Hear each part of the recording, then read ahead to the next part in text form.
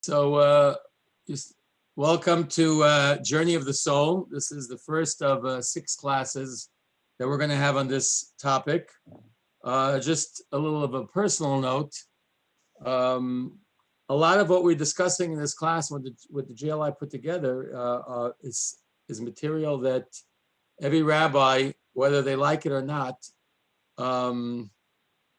is sort of forced to study and research and think about, take a lot of time thinking, because it's the most poignant time in people's lives when they feel very vulnerable, when they lose a loved one and so on. And it's when we come to face with things that are the bottom line, so to speak. So personally, since I would say for the last 30 years, I've been working on, discussing the subject, whether at a Shiva house or a funeral or just people having questions on this topic, discussing it with them. If I don't know the answer, I'm not ashamed to say I don't know. I try to research, and if I can't find the answer, I say I don't have the answer. But there is so much material on this subject, and unfortunately, this is a subject that's not studied. It's not studied enough. To be honest, even in the yeshiva, I went to yeshiva all my life. A lot of what I've learned on the job, but was not taught in yeshiva. So it's something that has to be discussed, not because we don't live forever, but as this class is going to lay out for us, that's what's very powerful about this course, is we're not going to talk about how to face the end of life, but on the contrary, looking how we should live life gives us a whole different perspective of how we look at the end of life. And actually today's class number 1, will not be discussing any specifics of questions you might have about Shiva. Why do we have 7 days, 30 days? Do we believe in heaven and hell? What is reincarnation? These topics will be discussed in later classes. Today's class is sort of a foundation for all other classes. It's really the pillars of what everything that we're going to talk about stands on. So I'll get right into it. And this class will be broken into basically 5 or 6 sections. At different points, I will stop, and if you have a question, you can ask the question, or if you have a question, you can put it in the chat. And when I get to the question and answer period, I will endeavor to answer the question. Also bear in mind that many of the questions about basic fundamentals that we're discussing might be in the third part of the class, and it'll be answered. So, but don't hesitate to put your questions on the chat, and hopefully we'll be able to address most of the questions or all the questions that will be brought up during the class. So we're going to start with lesson number 1, and the cover page. I'm going to read the cover page, student page number 1. Demystifying Death, Perspectives on Life and Beyond. Today we're going to discuss the following. Why are humans so anxious about death and dying? For many, the abrupt finality of death makes life itself seem futile. By exploring how our life force, our immortal soul, never ends, but merely shifts roles, we begin to view life and death as 2 harmonious steps on the same journey. Now, this is a very, very important, we call it in Hebrew Yesod. It's a very important foundation. And you hear this especially from younger people. And sometimes I hear it from older people. Well, my life is not going to be forever, so who cares what I do now? Life has no meaning. And if people understood what they were saying, they would realize that their definition of life is what has no meaning. But if life would be sort of redefined, and we would think about life, what life really is, we would realize that it's not futile at all. I'm going to start the class with an interesting discussion I had with, and I mention this very often, There's a lady, very nice lady that comes once in a while to the office and she brings a donation. And I know that she loves to study. And I said to her once, without mentioning her name, I said, why don't you come to some classes? We have great classes. You'd love it. She says, Rabbi, I work from the morning to the evening. I can't, I don't have time. So I said to her, why are you working? So she said, what are you asking me? What do you want? I'm working because I gotta make a living. I said to her, so you're gonna spend 120 years of your life making a living? When are you gonna live? She looked at me. I said, you have to understand that studying, learning, delving in something that's beyond the day-to-day grind is life. We work to make a living, but we shouldn't forget that making a living is only a medium to live. If you're going to spend all your years making a living and not spending any year living, living means growing. You feel that you're growing yourself. Obviously, living is relationships, spending time with family, having downtime, having time that you're in touch with your inner self. That's called living. Making a living is very important, but it's important because living is important. And this is really something that we're going to cover today, that there's something deeper in life than just eating and making money, which, although it's very important, in order to live, we have to eat and we have to earn and we have to vacation and so on, but they're all mediums to life. What is life itself? Okay, so we're going to go straight into an interesting exercise, and I'll do what Jews do best. And I'm going to open up the forum just for a few minutes for me to get an idea what attracted. We have 28 people on the course. What attracted you to come to this course? Like, what do you want to get out of this course? I'd like to hear from a few, or anyone that's willing to unmute themselves. I'd like to hear what attracted you to this course and what would you like to get out of this course? This will give me a good idea to make sure that I do my job properly. Anyone want to share what they'd like to get out of this course? Rabbi Chazanov, I have an idea. Yes. Is this It's Shlomo. Scott? Okay. Shlomo. Yes. Shlomo, yes. I'd like to know the difference between the neshama's journey going to heaven versus heaven coming down to the body and the soul. The difference between the two. Okay. Anyone else would like to speak up? Don't be ashamed. It's Michelle. Hi. Michelle, okay, I see you. I'm interested in this specifically because I did just lose my father last year. And, you just want to know things, I know we can't know everything, but just to help me maybe understand or know where he is, Okay. Rabbi? I figured that would be the motivation of many people who have lost a loved one recently, or maybe even not recently, and would like to know more about the subject. Anyone else? Yes, Rabbi? I just wanted to say that I lost my father last year too. Can you hear me? Yes. Who's speaking? This is Eddie Grazzi. Oh, Eddie, okay. Can you I hear see. me? Yeah, I see, okay. What is our Jewish people, what is our take on all the people who have described near-death experiences, and all of them seem to be the same? Okay, so that's what you're interested in knowing. Why do they have the same? Right. Why do all the, okay. Anyone else? Rabbi, it's Risa. Risa, yes. So I lost my husband a year ago.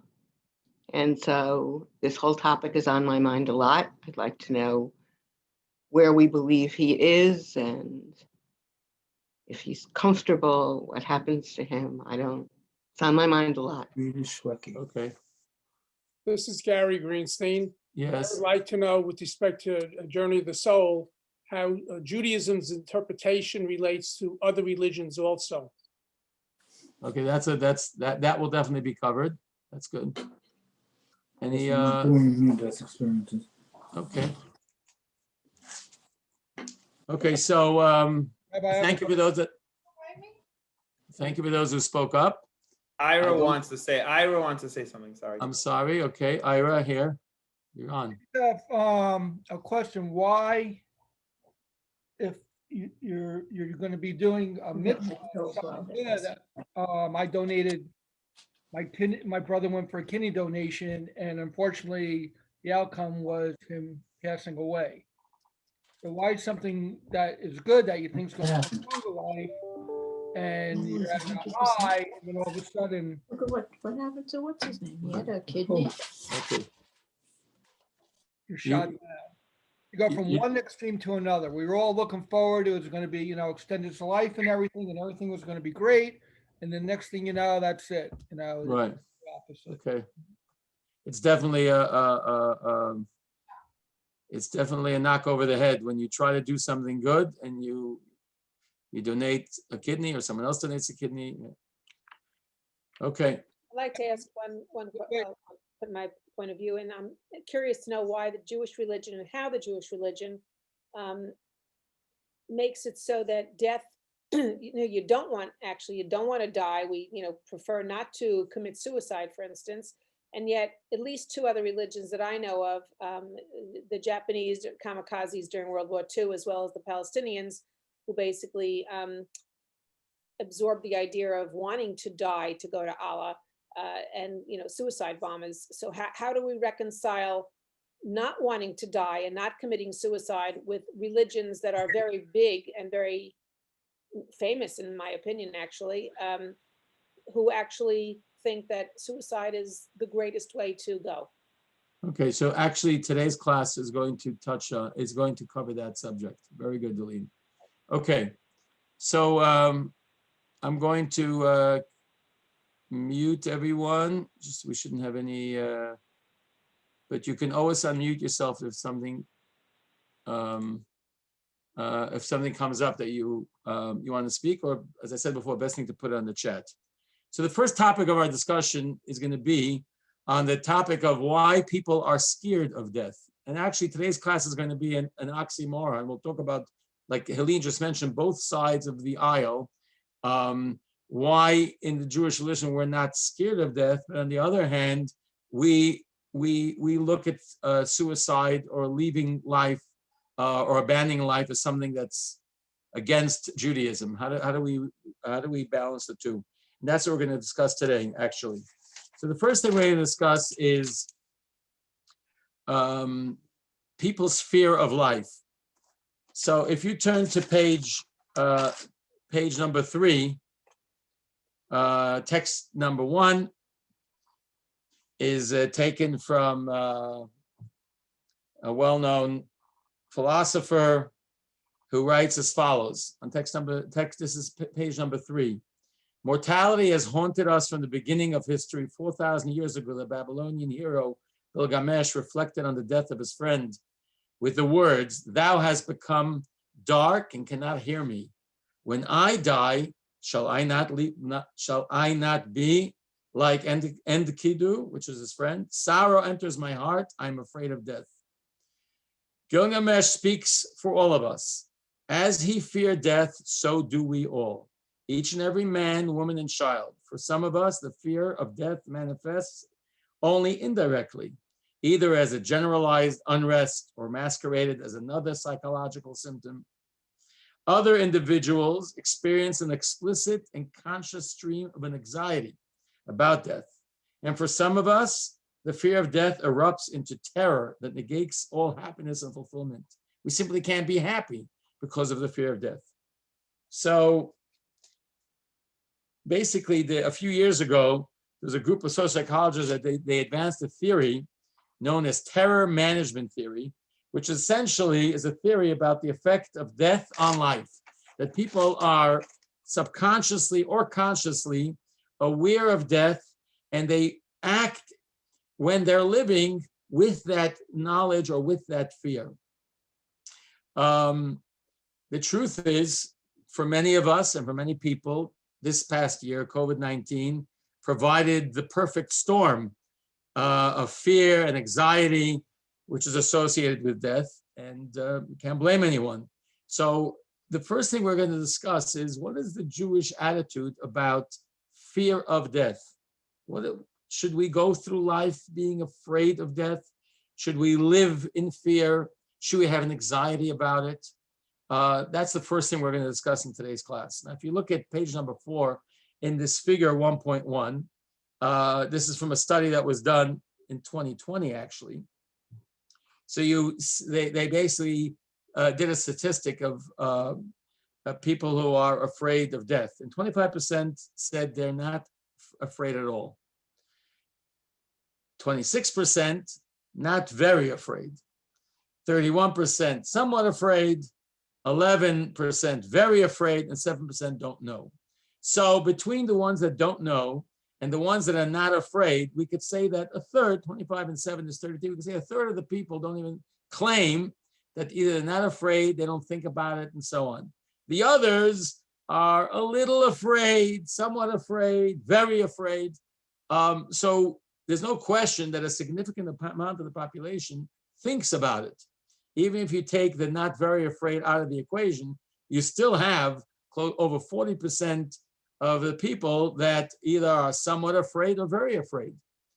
How do we look, how does Judaism look at this phenomenon of people living life being afraid of dying, and sometimes it basically incapacitates them because they feel an anxiety, they're worried about it, and they can't function properly.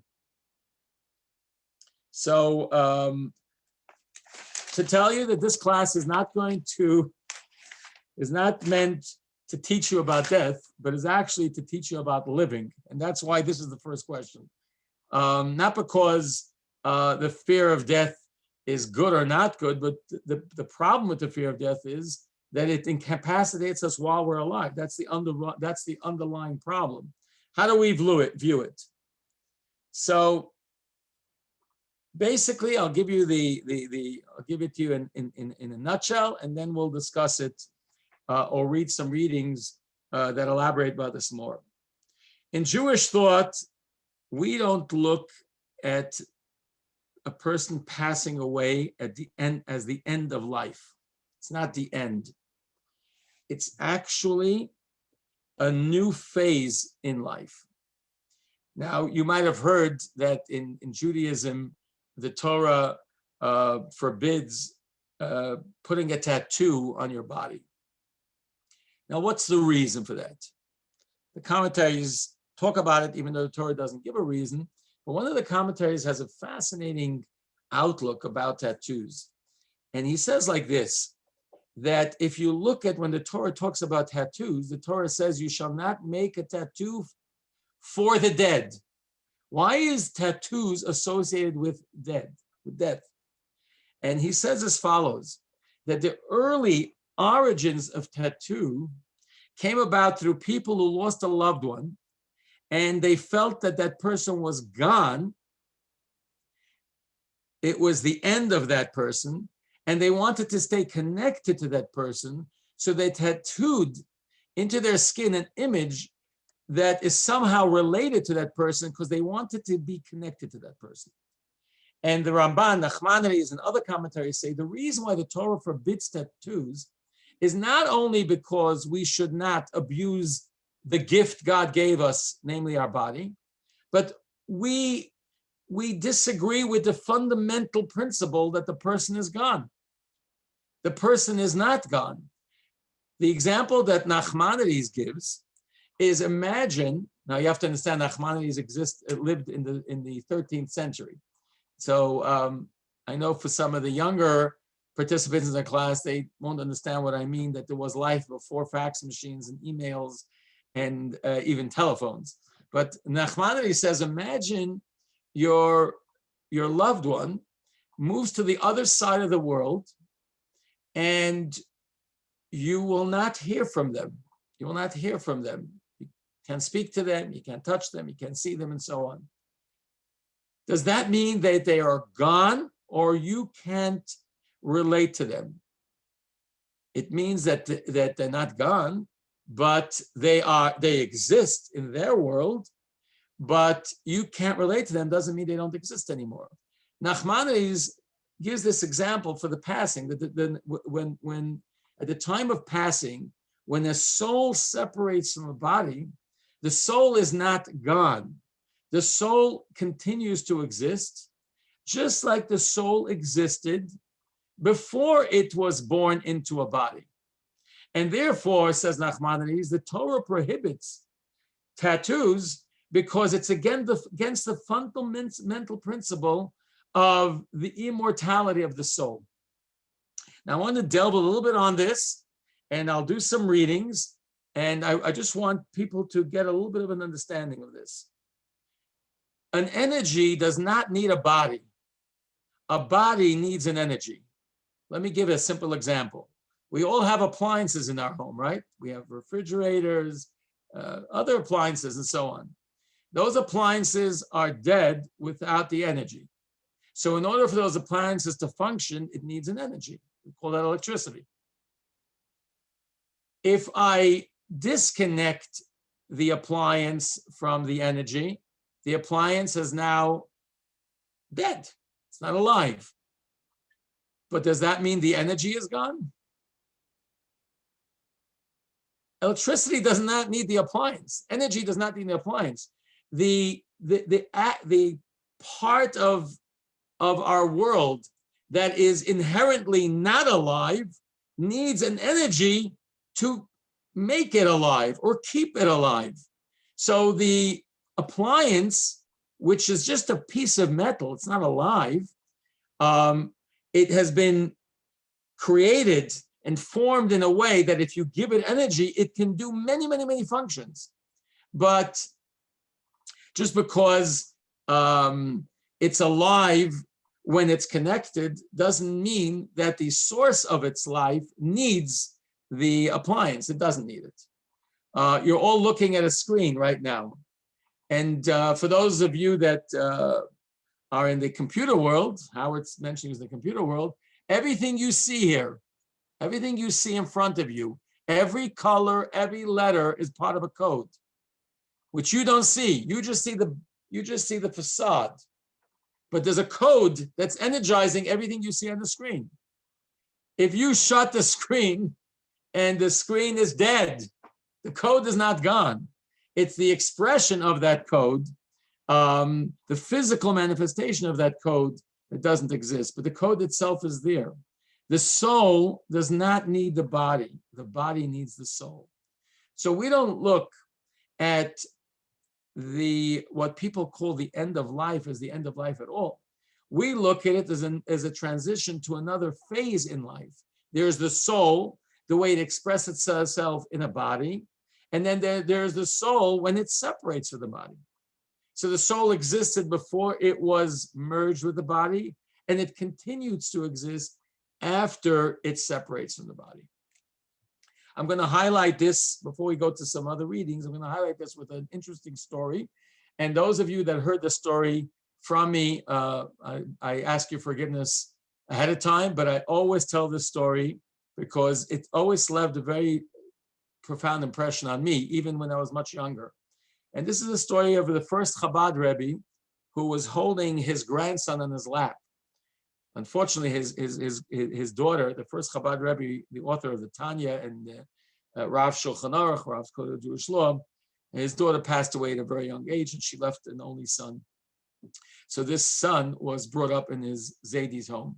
So one day, the grandson is sitting on the Zaydi's lap, and the Zaydi, grandpa, says to him, "Where is your Zaydi?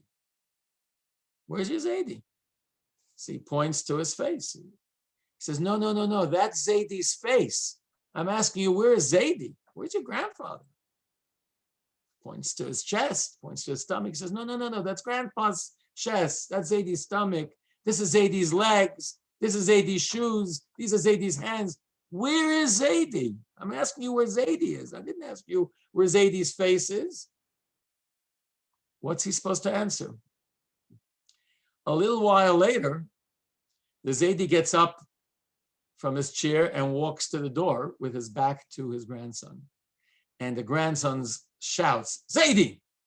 And he turns around, says, that's where you are. Got you. What does this story teach us? This story is, to me, is very, very profound. Who am I? Is this me? Is this me? Are my feet me? Who am I?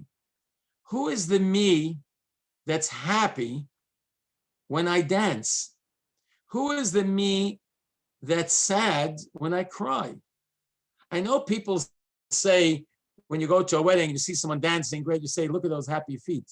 But feet aren't happy. There's a person that's happy, and the happiness expresses itself in the feet. I know you look at someone who's crying and you say, look at those sad eyes. But eyes aren't sad. People are sad. Obviously, their sadness expresses itself in their eyes. So we call it sad eyes, but eyes aren't sad. Eyes are flesh. They're an expression of sadness. Red eyes, tears coming from the eyes, they're expressions of sadness. They're not sadness in and of itself. Dancing feet are not happy feet. So who am I? Who is the me that's happy? Who is the me that's sad? If it's not my head, if it's not my hands, it's not my feet, who is it? We call that the soul. We call that the neshama. We call that the essence of the person. And the essence of the person, as I said before, does not need a body. Love, happiness, does not need feet. Happiness needs feet to express happiness in a physical way. Sadness does not need tears. Sadness needs tears to express that sadness in a physical way. But the energy, what's really behind the sadness, what's really behind the happiness, is not in any part of our body. It's beyond the body. It's just like Zaidi is not here, Zaidi is not here. Zaidi is the whole person. What do you mean the whole person? What part of the person? It's the essence of the person. That's what we call the neshama. That's what we call the soul. And therefore, when I make a statement right in the outset that we don't look at passing as the end of life, we look at it as the soul entering a new phase in life. It's not just an item of faith. It's something that we can actually envision when we think about some of the things I just mentioned. We really analyze, who am I? What is my sadness? What is my happiness? Who's the one that's passionate? Who is it? What is it? What part of me? If you start really analyzing your life, we start to realize that the real me is much deeper than any part of my body. And therefore, the soul does, as I said before, does not need a body to be happy, to be sad. Obviously, to have physical happiness or physical sadness, the soul needs a body. But the soul in it of itself, the core, the source, is an energy that is not dependent on the body. It's the opposite. A body to be alive is dependent on an energy. And this leads us to text number 2. And then when I finish this section, I'll open up if anyone has any questions. Text number 2 on page 5. This is from the writings of Rabbi Chaim Vital, just to give you a little bit of a background. A lot of what we discuss is based on teachings of, let's call it the deeper parts of Torah. People call it Kabbalah, Jewish mysticism, and so on. Let's not confuse it with pop Kabbalah. This is not about red ribbons or something like that. Talking about the actual teachings of Kabbalah. The biggest or the most renowned teacher of Kabbalah was the famous Arizal. If any of you have been to Israel, been to Tzfat, you know what I'm talking about. It's the city of the mystics. till this day, the people, it just draws all the mystics, all the artists, musicians, they all like are drawn there. People don't walk on the street there; they like float. It's like everything is blue. If you've been there, it's a really interesting city. So how did Tzfat get this, get this name for this city of mystics? Is because there was a great righteous person, Kabbalist. His name was the Arizal, Rabbi Yitzchak Luria, and most people don't realize, because there's so much teachings that he has taught, and most people don't realize he passed away at the age of 38. He was very, very young. But his one of his well-known students, Rabbi Chaim Vital, who was much older than him, he's the one that recorded much of his teachings. And he said around 450 years ago, the time now has come to reveal the deeper parts of Torah, which were only taught to great mystics or rabbis. So this is the background of text number 2. This is what Rabbi Chaim Vital writes, quoting his teacher. The wise are aware that the human body is not the human being. When we speak of the human being, we are referring to the human inner dimension. The body is merely a garment in which the soul is attired during its sojourn in this world. So just like a carpenter needs tools in order to build, right? The tools don't build, the carpenter builds, right? No one would thank a tool, right? If you hired someone to redo your kitchen and they did a great job, you wouldn't say to the carpenter, I would like to thank the hammer and the saw. You don't thank them. Why? Because they don't have free choice, right? They're just a tool in the hands of the craftsman.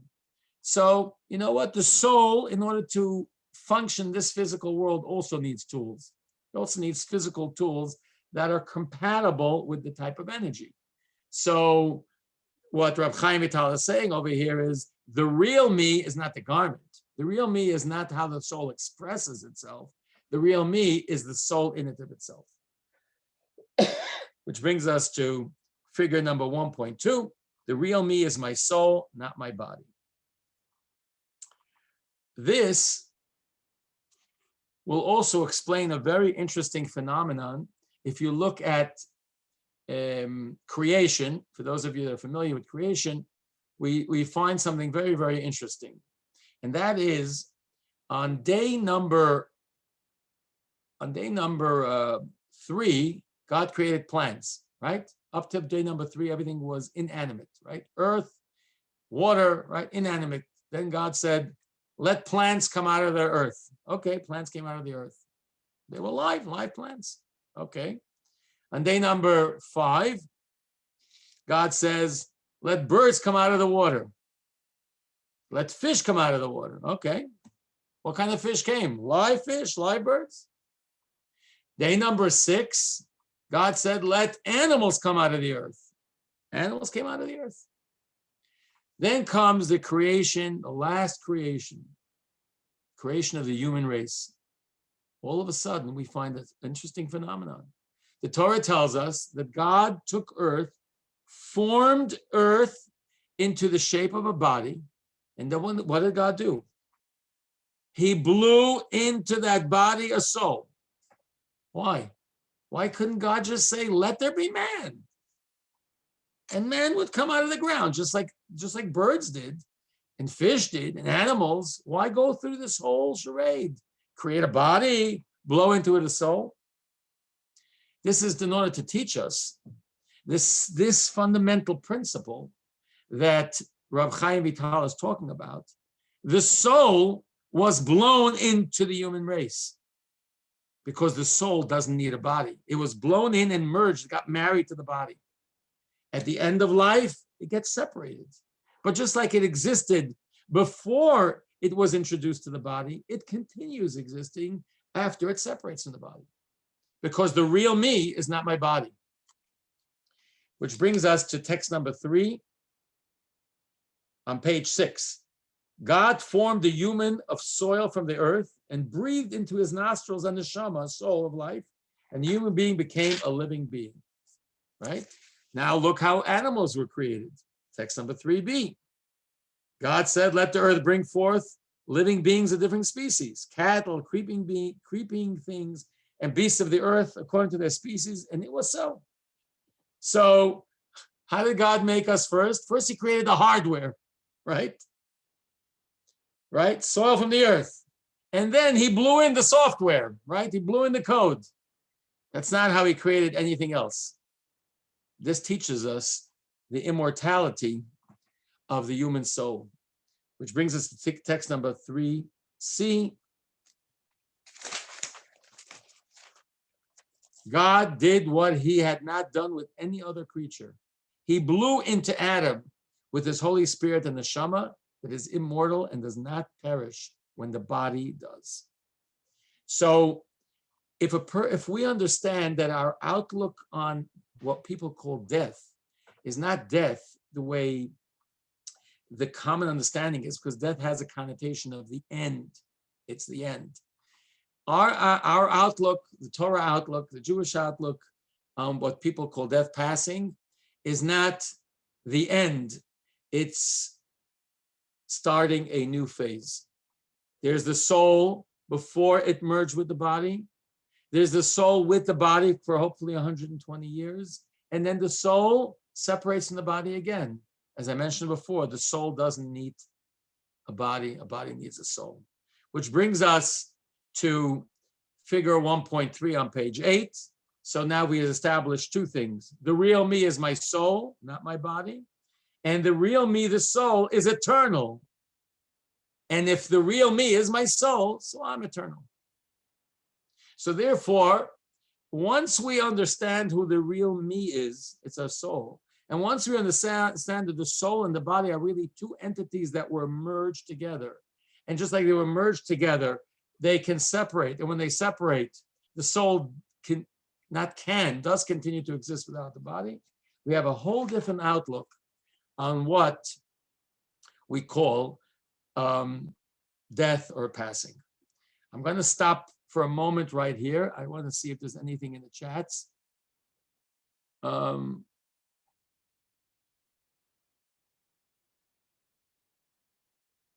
Did everyone's screen get dark about 5 minutes? Okay, 1 second. Okay, no, okay, these are all. Oh, okay. No questions. So does anyone have a question before we go further? Yeah, yes. Yes, Patty? Yeah, so I'm always confused. So is that reincarnation or is or not? Because I wasn't Okay, sure. so I don't want to, as I mentioned before, today's class is only about the foundation. Okay.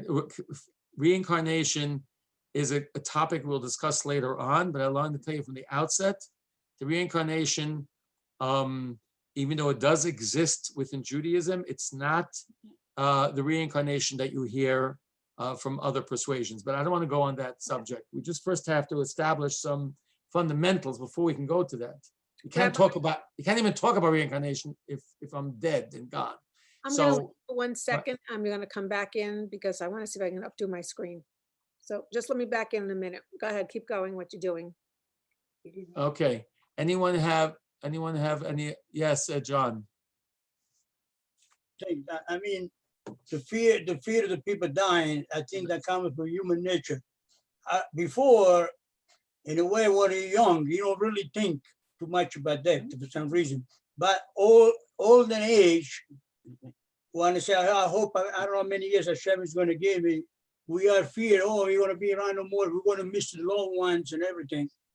It is some fear, but that comes from human nature. But Hashem doesn't count that because in Judaism, we believe in the dry bone, the resurrection. Okay, John, that's also a subject I don't want to talk about now. I want to stick to what we discussed now. We discussed 2 points. Point number 1, the real me is much deeper than the body. Right. We call that the soul. All right. Point number 2, the real me, which is the soul, doesn't need the body, and it does exist independent of the body. That's the 2 points that we are establishing now. Maybe that would be for the later class. Okay, yes, we'll have, okay. Thank you, Rabbi. Very good. Okay, clear up. Okay. Yeah. Rabbi, I have a question. Yes, who? It's Gary. Okay, I heard the concept So where does the concept come from? I heard the concept that the soul goes on forever. Where does that concept come from? So the concept comes from the exact verses that I just mentioned. The soul existed before God blew it into Adam, didn't it? God blew into him a soul. That means the soul existed without the body. The same way the soul can exist without the body pre-birth, the soul can exist without the body post-birth. Now, according to Kabbalah, souls were created right in the beginning of creation. The energy, whether it was day one or day two, that's a separate discussion. I don't want to get into the technicalities. But what's a soul? It's an energy, right? It's an energy. As I said before, an energy doesn't need a body. That energy, which we call soul, that energy is not dependent on a body, does not need a body. God put it on day 6 into Adam. And just like it existed without Adam's body prior to day 6, it exists without Adam's body after Adam's passing. That's what we're saying over here. Now, I don't want to talk about where a soul exists, because this class is going to be a process where we are so used to thinking in physical terms. We're so used to thinking of ourselves as body that it's going to be a process till we'll start thinking things. We're going to have to get out of the box, so to speak. But just in a nutshell, I just want everyone to understand that when you talk about space, that's something physical. So when someone says to me, well, where does the soul go? We have to understand, and I'm not going to get into this right now at great length, but I just want everyone to just recalibrate themselves. Higher and lower has nothing to do with space. Higher and lower has to do with level. We use spatial terms when we talk about non-physical things, but we have to put ourselves in that mindset. I'm going to give you an example. You ever heard the expression, the guy is a low life? You ever heard this expression? Maybe no one else heard it here. But you know, there is such an expression out there in the world, low life. What does that mean, he's a low life? Does that mean that person is a midget, they're short? What does low life mean? Well, obviously, you don't mean he's short. If you hear someone saying that guy is a low life, it means the person is so far removed from where they should be on their maturity level, we call that low. But it has nothing to do with space. If you say this person is a spiritual, a high person, a heavenly person, doesn't mean he's tall, doesn't mean he exists somewhere else. It means he's closer to his potential. Higher and lower, when we talk about non-physical terms, has nothing to do with space. So don't think in your mind, well, where is this soul going? We're not talking about something that's physical. Things that are physical need space and exist in a specific space. The soul only exists in the space of the body when you merge it together, but the soul is inherently not a creation of space, because energy is not necessarily space. You can channel it in a specific space, but it's not limited to space. So we have to sort of start thinking in different terms. We're so used to thinking in physical terms. One of the examples I give people is if I build a school building, and I put 12th grade on the bottom floor and first grade on the top floor, which is the highest grade? Well, it depends. If you're talking about physically, the highest grade is kindergarten. But when I say the highest grade, I'm not talking about physical, I'm talking about in maturity level. The highest grade is on the bottom.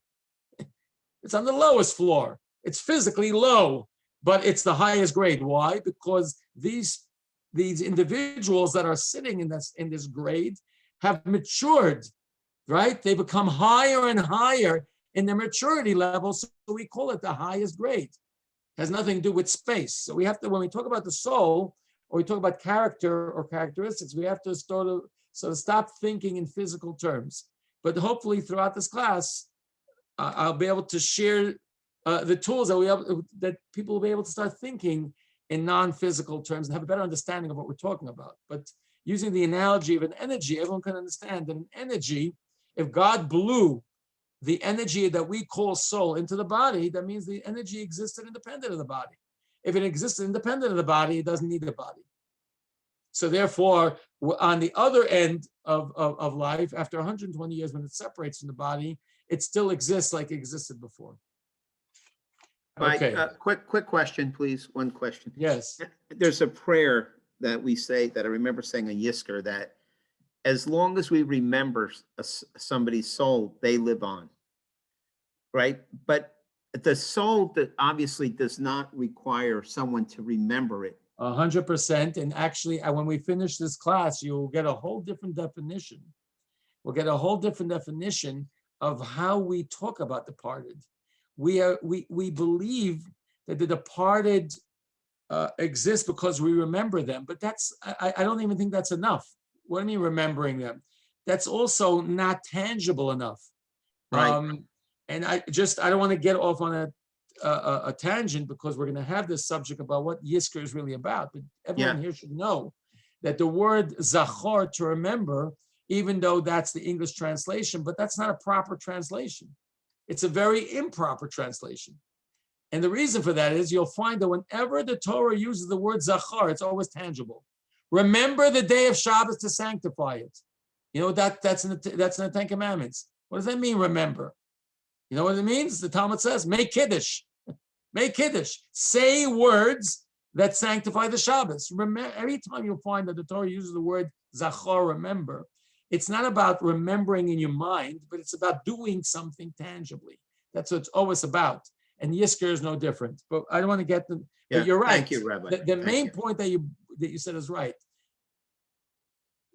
The reason our loved ones need us to remember them is not for them to exist, but it's for a totally different reason, which we're going to understand once we build the building blocks here. Okay.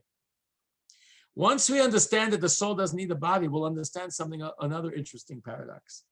The Talmud actually teaches us that a soul is hesitant to come down to this world. The soul is hesitant. Look at text number 4.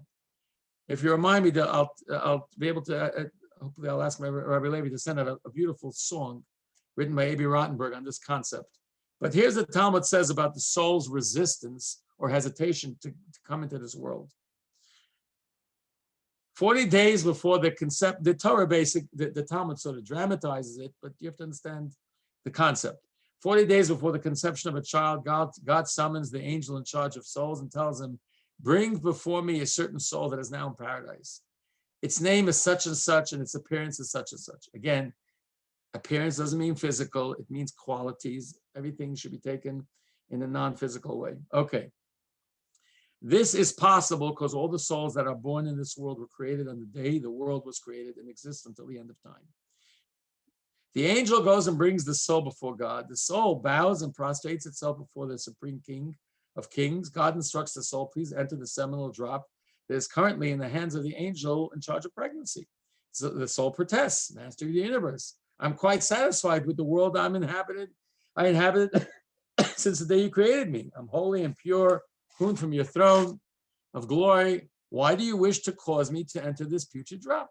So the soul, in order to live or to exist, does not need a body.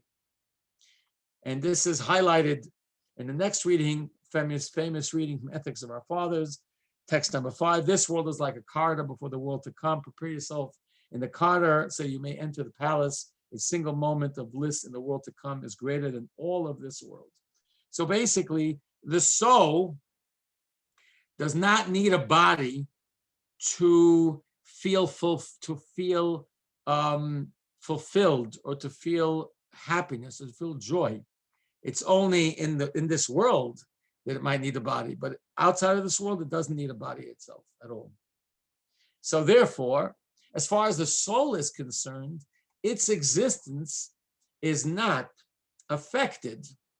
Its existence, maybe the way it operates is affected, but the way it exists is not affected by passing. So which brings us to figure 1.4. We've learned in the beginning till now, we're just building up this ladder. First, we learned the real me is my soul, not my body. Then we learned the real me, the soul is eternal, so I'm eternal.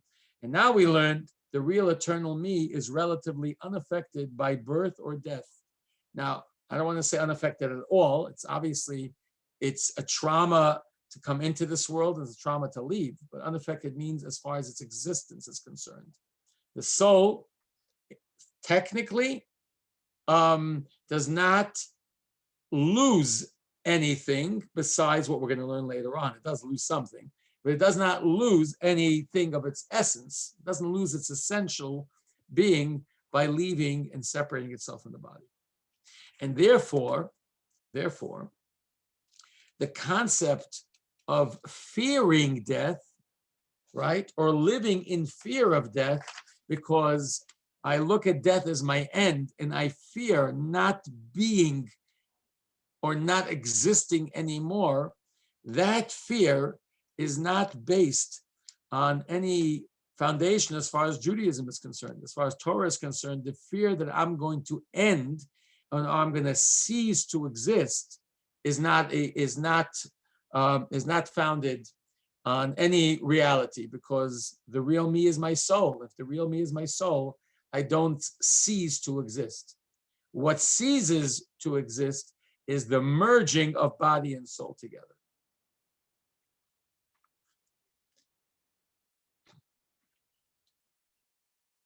Any questions about what we just learned?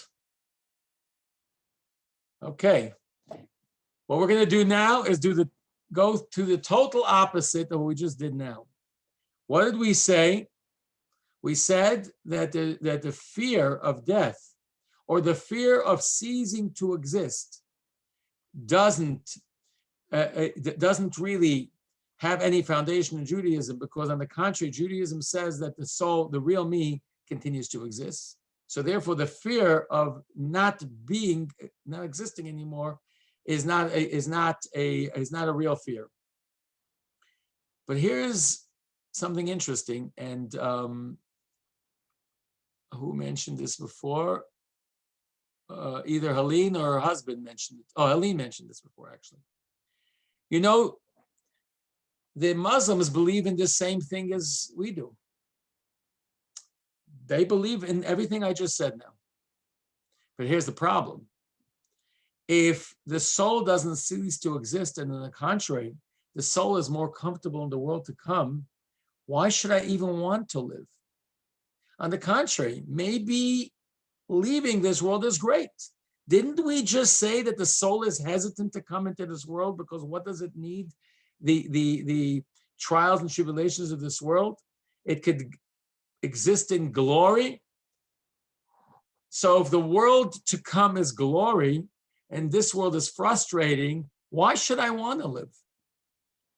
And what's interesting is, for those of you that have the book, if you go to the appendix,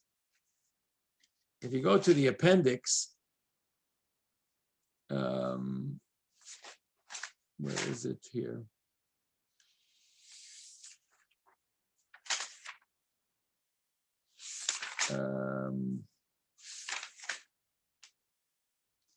You know what? I don't remember which appendix it is. Hold on a second. Oh, here it is. If you go to the appendix, page 20, I'm sorry, page 23, you see something interesting. You have this discussion about the tattoos that I mentioned. And here he says something interesting. I have personally observed, this is written by the Ridvaz. This was a Sephardic Chacham, a great Sephardic rabbi who lived approximately 600 to 700 years ago. He lived in the 1500s, okay. So he says like this, I have personally observed that the Ishmaelites disproportionately oppose displays of mourning to the extent of forbidding the rending of garments in grief. So they believe in everything we believe, we just said, and they say, why should I be sad when someone dies? They're going to paradise. They're going to paradise. Why should I be? And actually what Helene said is true. What am I afraid of being a kamikaze? What am I afraid of giving up my life? I'm going to paradise. How is Judaism different? If we just finished explaining that the soul is not limited to the body, the soul is immortal, and the soul actually is hesitant to come down to this world, so then maybe we shouldn't cherish life. But we find the Torah says just the opposite. The Torah tells us that we can violate the most important mitzvahs of the Torah just to maintain life. You can eat on Yom Kippur to stay healthy. And if the doctor tells you to eat pork on Yom Kippur, you can do that too.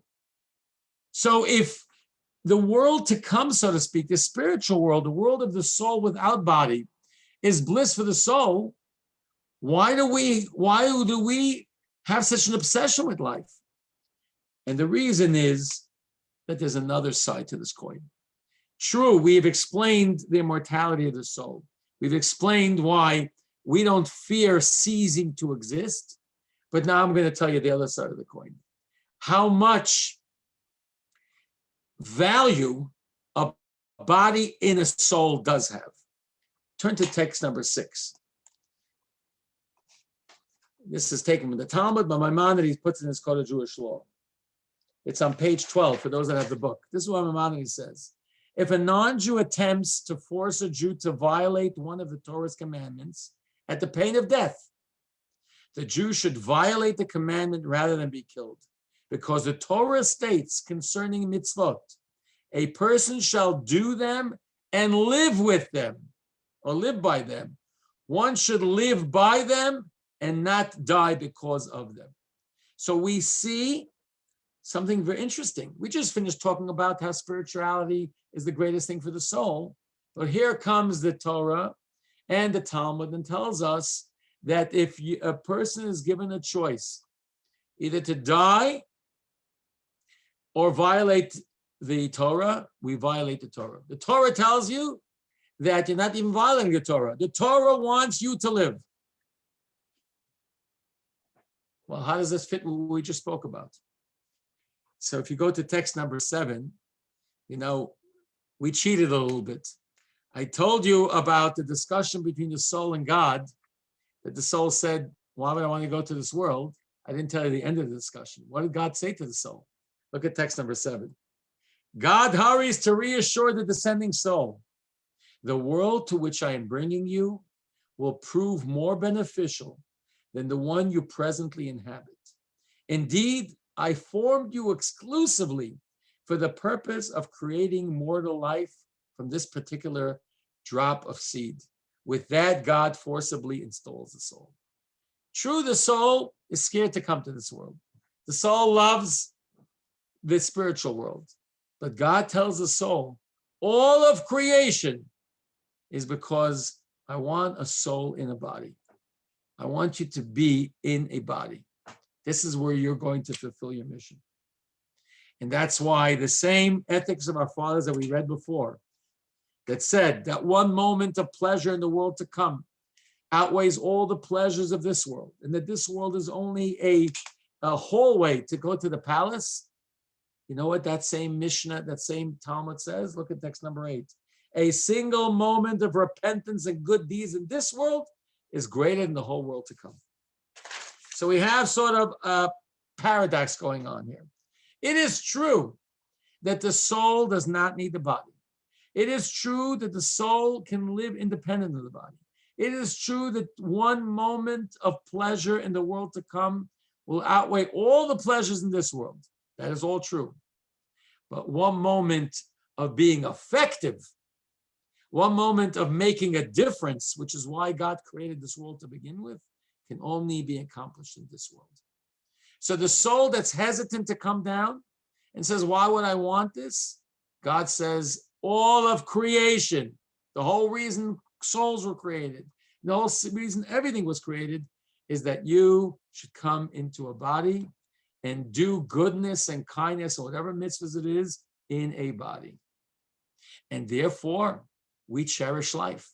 Therefore, if living comes into a conflict with a mitzvah, the Torah tells us, violate Shabbat, violate Yom Kippur, if you have no choice, because mitzvahs are there to keep you alive in a body, to enhance life. What means to enhance life? To enhance life in a body. not to enhance life afterwards.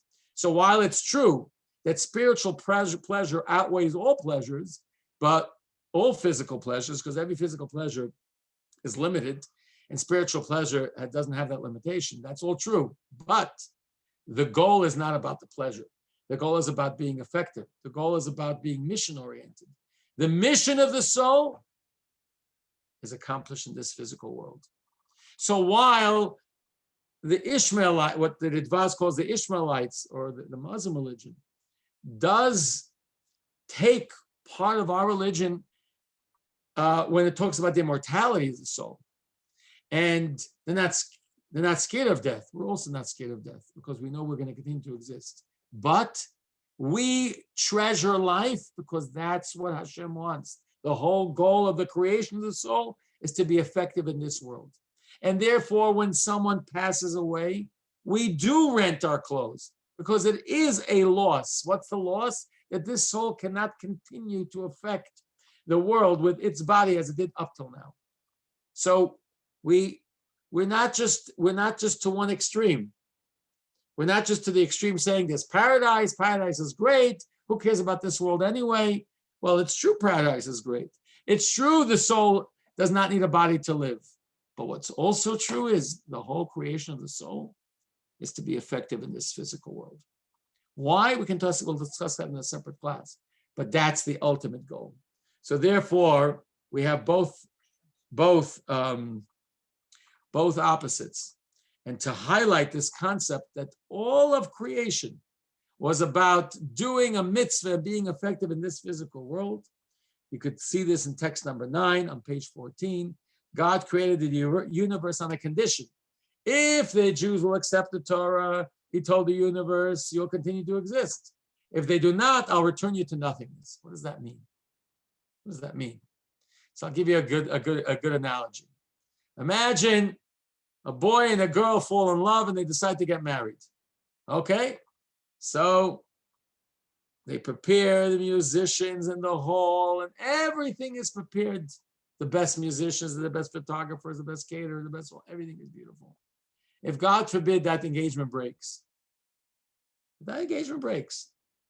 does anyone need the musician anymore? Does anyone need the photographer, all that greatness? We don't need that anymore because there's no marriage.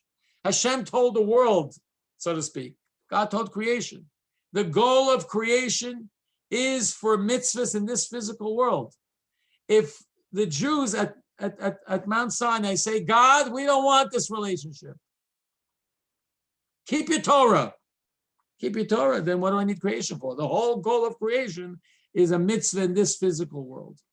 So while we believe in the immortality of the soul, while we believe the soul doesn't cease to exist, we also believe, and we're also taught in our Torah, that the ultimate goal of creation of the soul to begin with is that the effect it has in this physical world.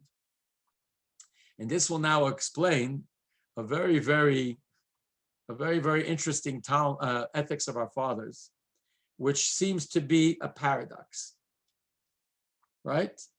The ethics of our fathers seems to say that we're forced to become alive and we're forced to die. Why? What's going on? Look in text number 10. Against your will, you were formed, and against your will, you are born. Against your will, you live, and against your will, you're dying. How could that be? What's going on? If the soul doesn't want to come down to this world, it's against his will, he wants to stay in that world, then when he comes to this world and it's time to leave, he should be happy. Why is it against his will to leave? Because both are true. The soul naturally loves the spiritual world, does not need this physical world. But the soul also knows that its mission, the whole reason of its creation, is to be effective in this world. So once the soul comes into this world, it's against his will to leave this world. Why? He feels the importance of the mission. And both are true. And that is really the Torah path. The Torah path is really a blend of both. We treasure life. We treasure the merging of the soul and the body. Obviously, suicide is against Torah. We as I mentioned before, we would violate God's commandments. God's not we would violate. God tells us, don't give up your life to fulfill a commandment.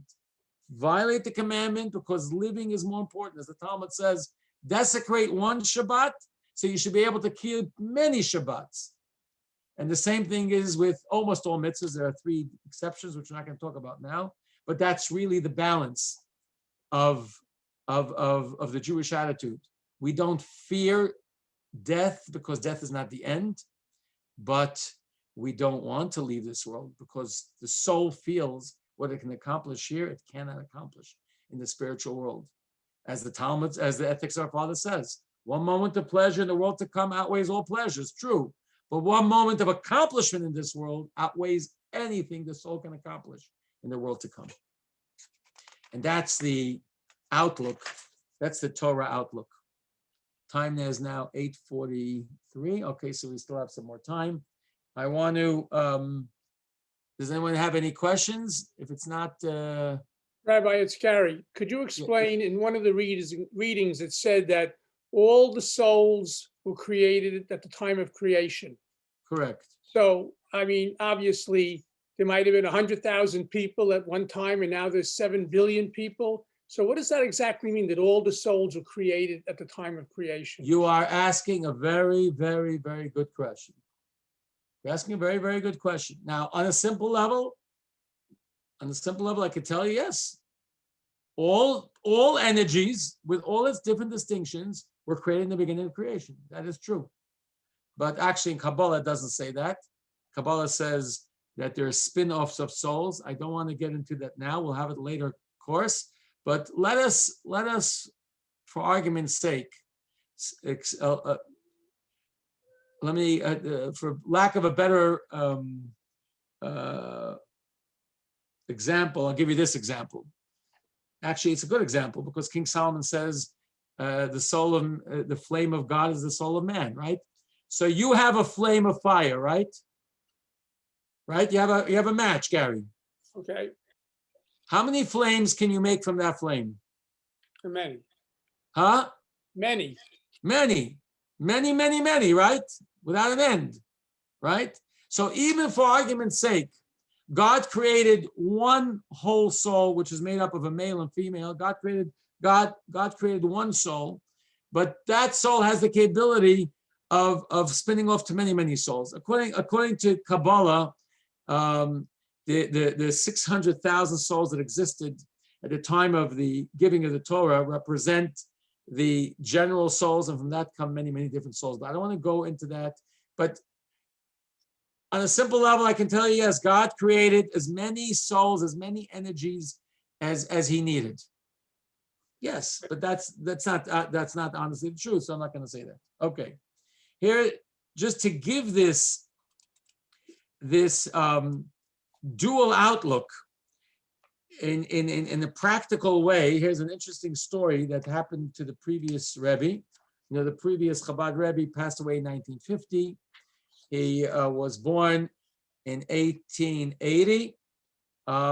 He was imprisoned by the Stalin regime for the big sin of trying to overturn the government. You understand? He was going to take over the government. Why was he going to take over the government? Because he was teaching children Torah.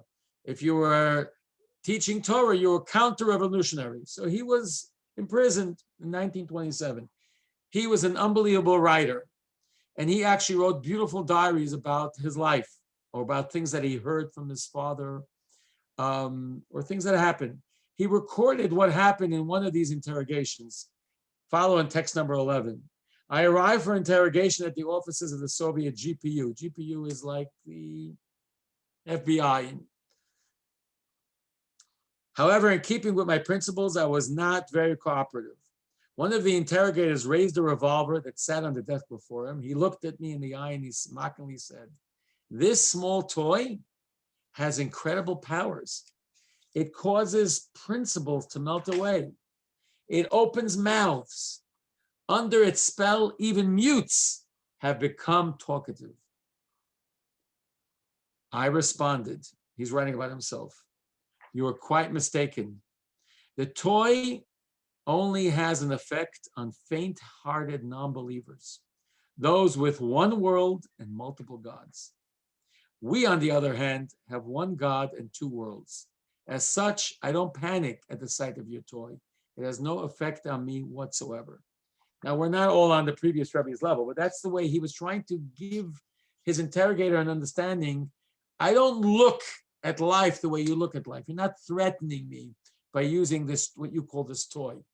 My life, we're going to explain later, my life now is eternal. You can't threaten me. And that's basically the duality of the Jewish outlook. In text number 12, this is highlighted again.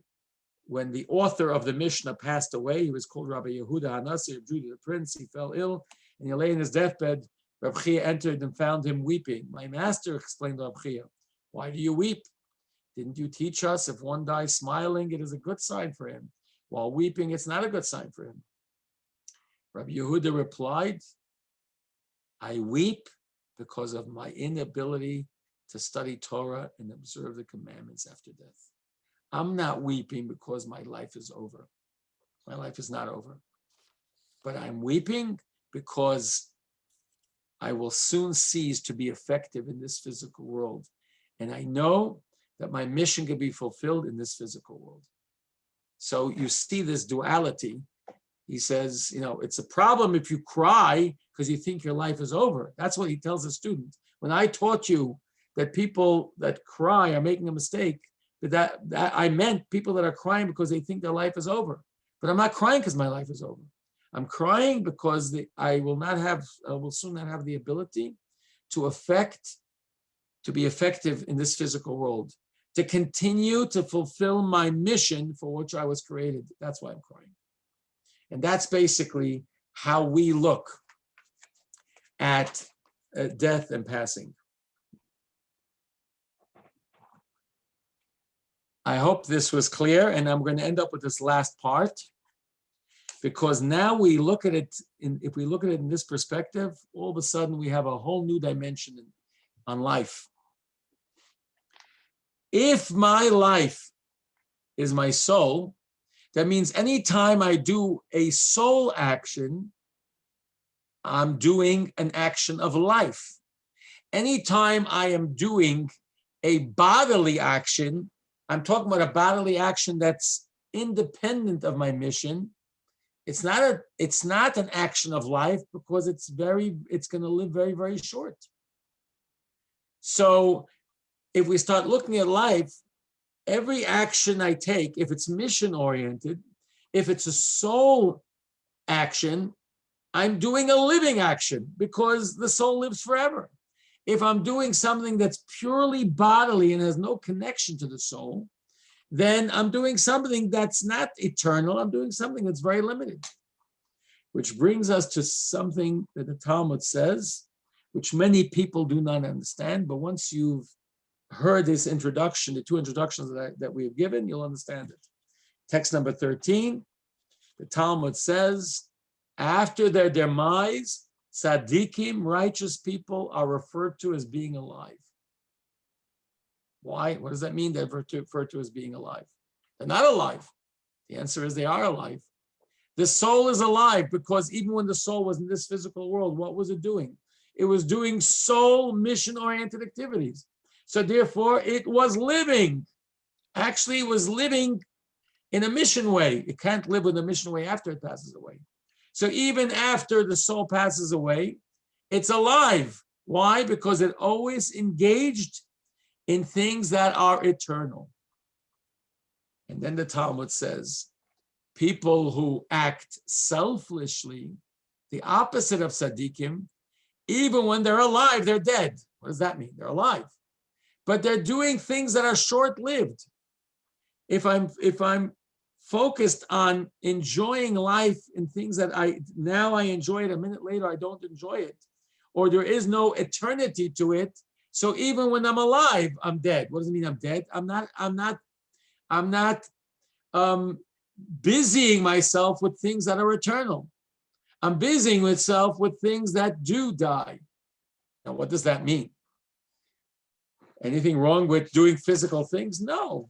great. Physical things are great if they're mission oriented. As I mentioned to you the story in the beginning, I told this woman, if you're making a living and it's separated from living, then what's the point? You'll go through 120 years making a living, it's going to be all gone. Why don't you spend time living? Living means being connected to who you really are. So if a person is making a living in order to live, if a person is eating because they have to be strong and they have to fulfill their mission, so even the physical things become immortal because they're part and parcel of my soul's life, and the soul is immortal. So therefore, because the life of a righteous person is not limited to the physical, the physical is imbued with the spiritual continues to live. But if a person's life is only physical, it's completely separated and void from anything that's spiritual or separated from anything that's meaningful long-term, then it's short-lived. Those things can die, so to speak.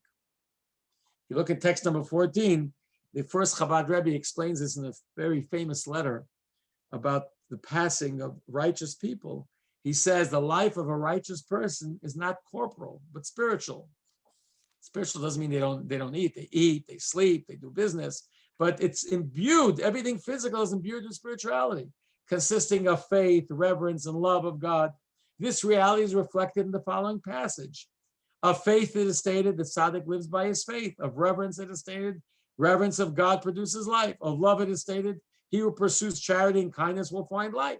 So a person who leads their life, right, they're giving physical charity, they're earning money, physical money, they're going out to work to earn money, to be able to imbue this physical world with their mission.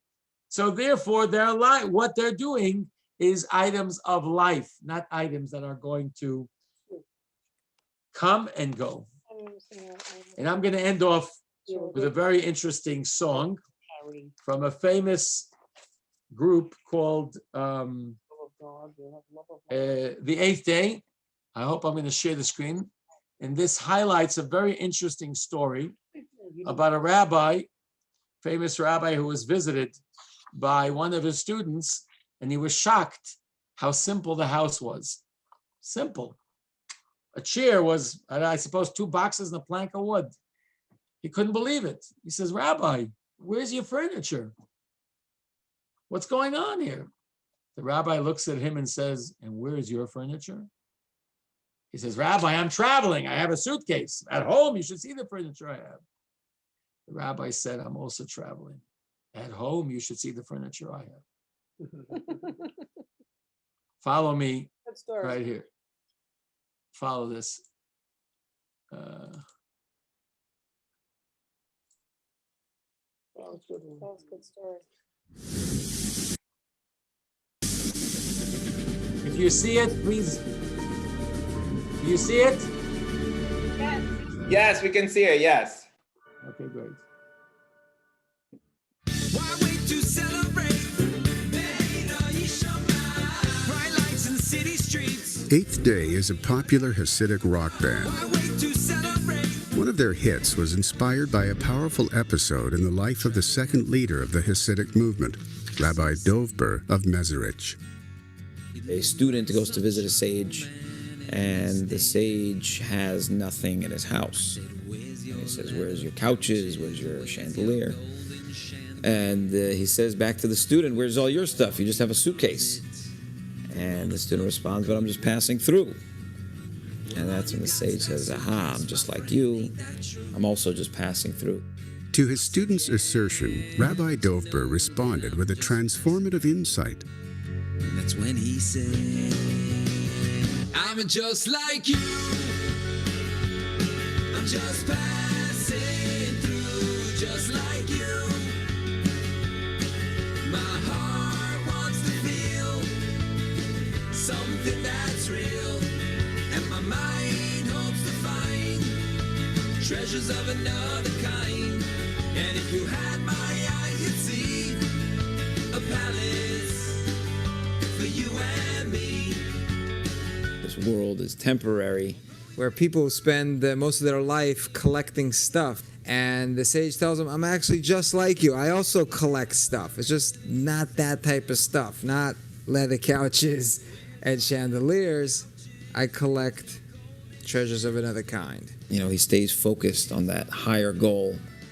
Rabbi Dovber taught his students that this world's glitter is a distraction that expires when the journey of corporeality chugs to an abrupt end. Better to invest in treasures of a kind that will benefit the soul in its eternal destination. I'm just like you. I'm just passing through, just like you.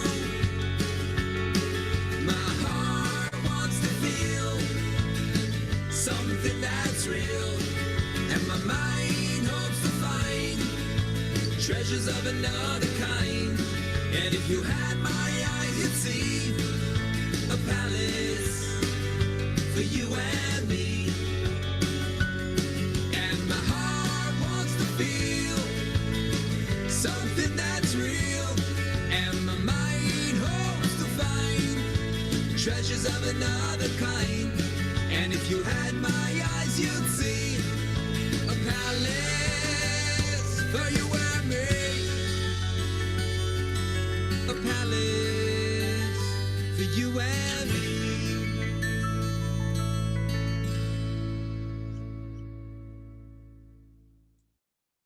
That was a great ending for the class. So basically, the soul realizes how much value the body has, because in this physical world, you can get treasures of another kind. You can't get that in the spiritual world. You only get it by merging the spiritual with the physical. I want to just, before we close up the class, we do the key points, I just want to mention, life is not everything or nothing. I know most of us are thinking, I'm thinking, well, I'm not like that, Rabbi. I have couches. I try to get a nice car. We can't all be on this level, but that's not the point. The point is we have to see everything for its true value. And we have to know what parts of our lives that we need still to be imbued with meaning. And another thing I have to mention, the Talmud tells us that there was a great Rabbi Rabbah. He said, until I don't eat a fatty piece of meat, my mind is not clear. And my mind is not clear, I can't study, I can't teach. So you can have two people that are eating delicious fatty steak. And one is only thinking about the steak, and the other one's saying, listen, how can I use this? I'm going to use this in order to fulfill my mission. This same rabbi, called Rabbah, the Talmud says something about him that's also fascinating. Every time he began the class, he started with a joke. He was like Jackie Mason, he told jokes. What's the rabbi telling jokes for? The Talmud says, because he felt that the distance between him and the students was too vast. The students were sitting in awe.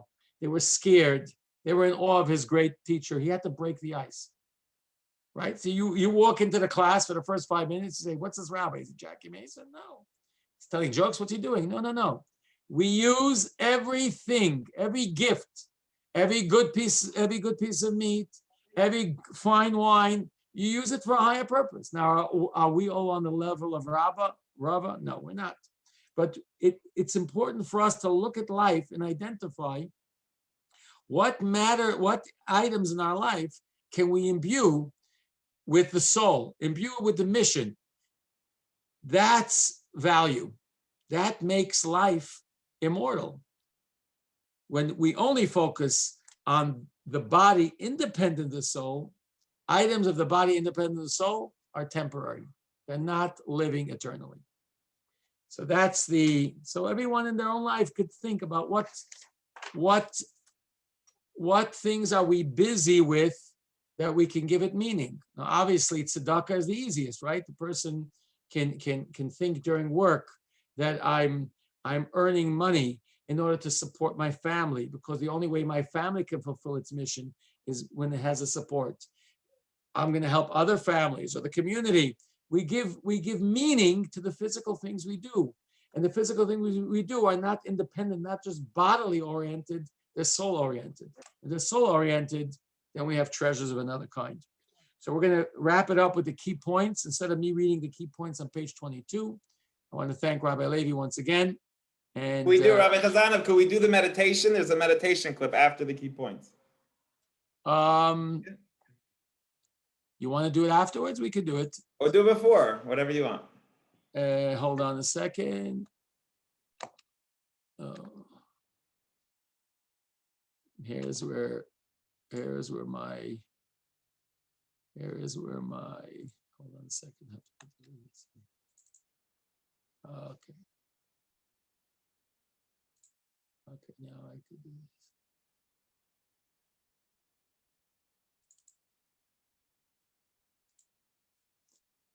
Okay, now we could do this.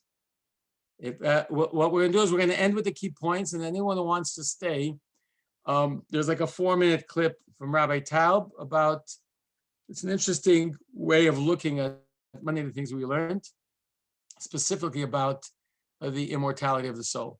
So please join me here for the final part of the class. Lesson 1. Demystifying death.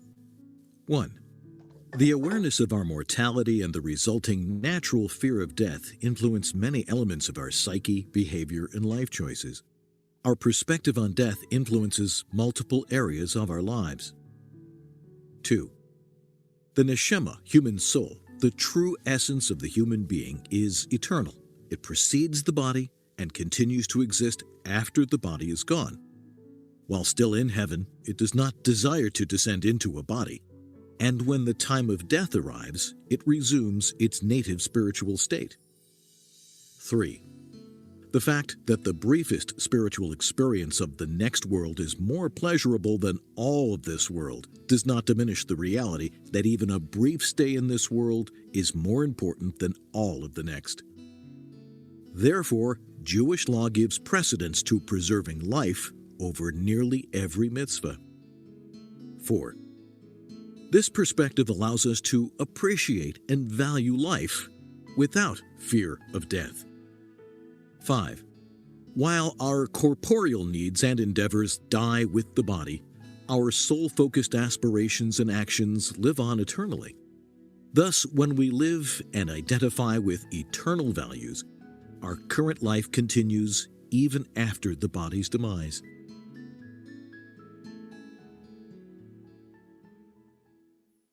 Okay.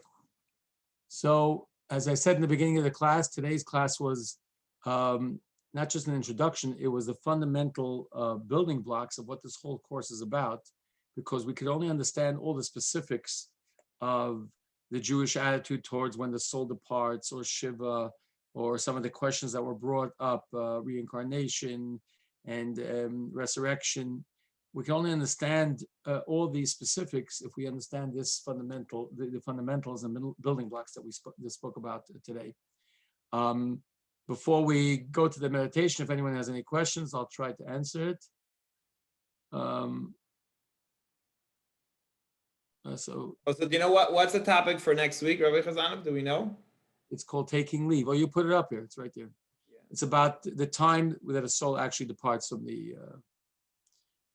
Didn't you put this up? Who put this up? You did. Yeah, I put it up. I was gonna make sure. Okay, thank you. Here's what Rabbi Levi mentioned. I always get stuck here. Okay, here it is. Rabbi Chazan, I'm very impressed with computer skills. Thank you. It's all trial and error. I didn't go to computer school. Here it is.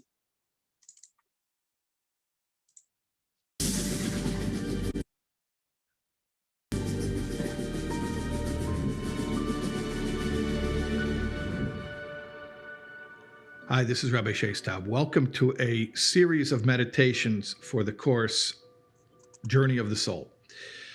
The purpose of these meditations is going to be internalizing some of the deeper ideas that are a little bit difficult to grasp, And generally, we will try to do so by way of visualization, trying to picture symbols that represent some of the ideas and that we can focus on briefly so that we can begin to connect on a deeper level to these ideas. To begin with, the entire notion of life is a challenging concept because it is so intangible.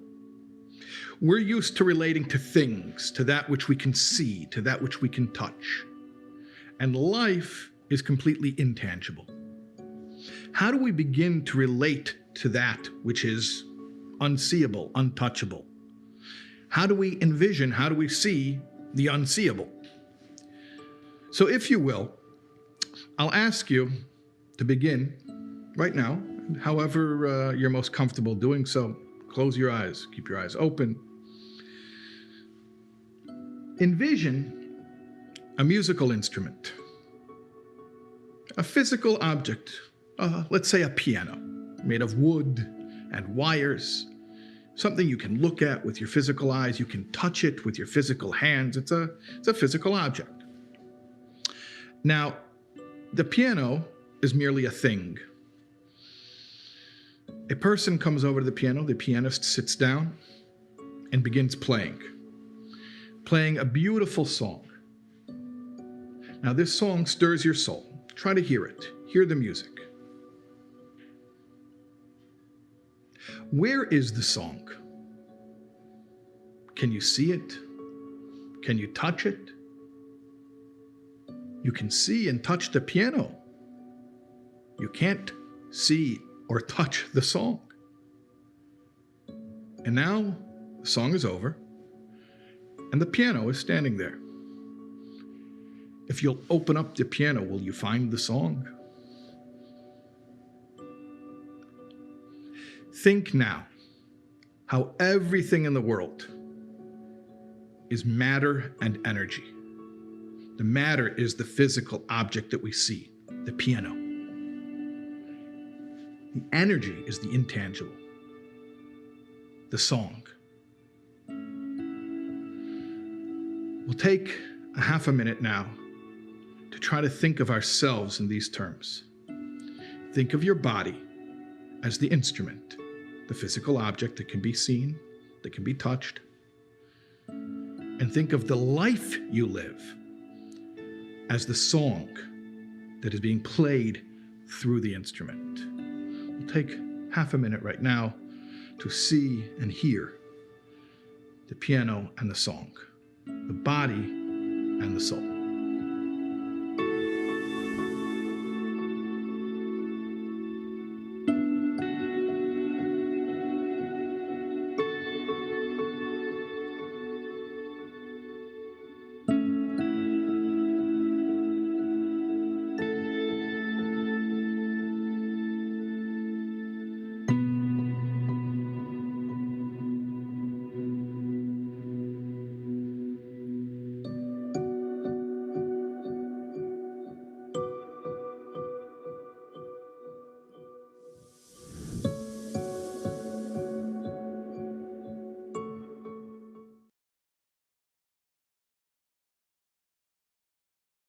That was excellent. You can access, by the way, Rabbi Chazan, you're muted if you're trying to speak, but you can access that. I will send out a follow-up email which has these clips, so anyone can access it, and whoever registered will also get the class that Rabbi Chazan just gave. We'll get a link to it, so you can access the meditation and so on for future use. Okay, thank you, Rabbi Levi, for arranging this, and thank you all for joining. If you have any questions, don't hesitate to email me. I'm rabbi@chabadwmc.org. I'll endeavor to answer your questions if I can. And I would encourage everyone to listen to the recording or just review the readings in the book and the appendix. The readings in the appendix are, very, very powerful as well. And hopefully we'll be ready for next week. We'll get to class number 2. Thank you all for joining. Thank you, Thank you, Rabbi Rabbi. Chazana, very much. Thank you Thank very, you. very much. Beautiful. Good class. night. Thank Thank you, Rabbi. Thank you. Thank Bye-bye. you, Thank you, Rabbi. Rabbi. Thank you very much. That was Thank an you. Thank you. excellent Thank you very much. Yeah. Thank you. Thank you, Rabbi. Very good. Thank you, thank you. You're Thank you, welcome. Rabbi. Thank you for your thank Rabbi you. from Helene and Gary. Rabbi, Okay. toda rabba. Rabbi from Boston. Thank you, Rabbi. You're welcome. Rabbi Habibi Levy, Boston. you're the best. Hey, this is gonna get to my head, guys, this is not good. It's very Okay. good. Thank you. Bye. Okay, we all, bye. Shalom. To be the last to leave. Thank you, Rabbi. Also, thank you